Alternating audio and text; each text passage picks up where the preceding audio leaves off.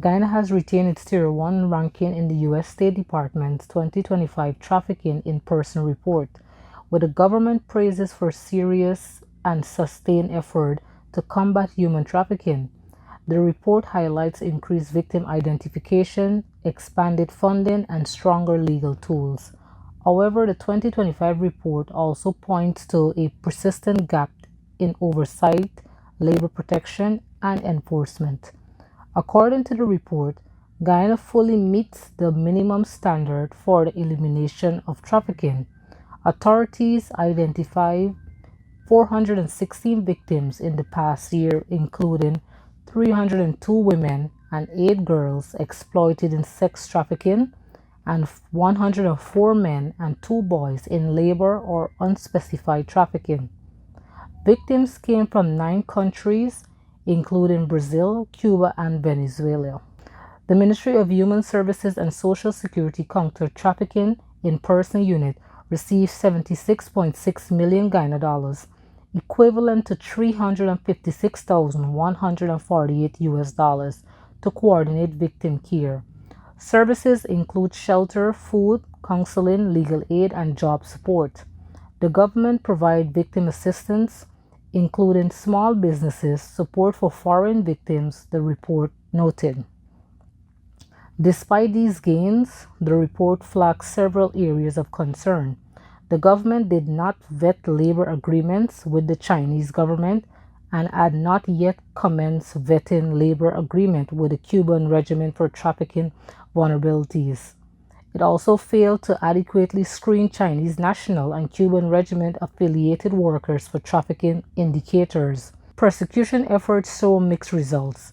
One trafficker was convicted under the 2023 anti-trafficking law and sentenced to 4 years in prison. However, enforcement of restitution remained weak. The government did not adequately enforce the payment of restitution to victims, the report stated. Asib Mohammed Ibrahim was arrested in February 2024. He faces charges of trafficking in person and assaulting a Venezuelan woman. These charges happened between November 3, 2023 and January 18, 2024 at New Road, Breeden Hope, West Coast, Demerara.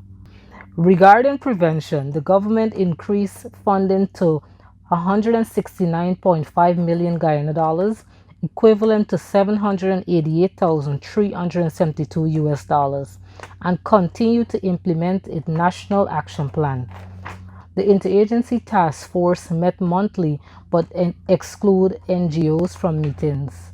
Observers report the task force was effective, but NGOs noted the task force did not invite them or seek their input. These reports also criticize the lack of legal protections for workers in Guyana's rapidly expanded oil sectors.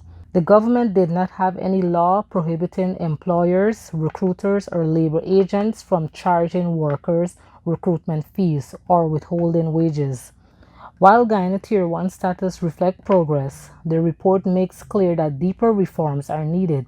Among its recommendations are increasing conviction, improving labor inspection, enforcing restitution, and including NGOs in anti-traffic efforts.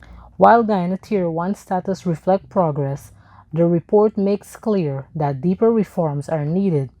Among its recommendations are increasing conviction, improving labor inspection, enforcing restitution, and including NGOs in anti-trafficking efforts. Reporting for Capital News, I am Olinda Poole.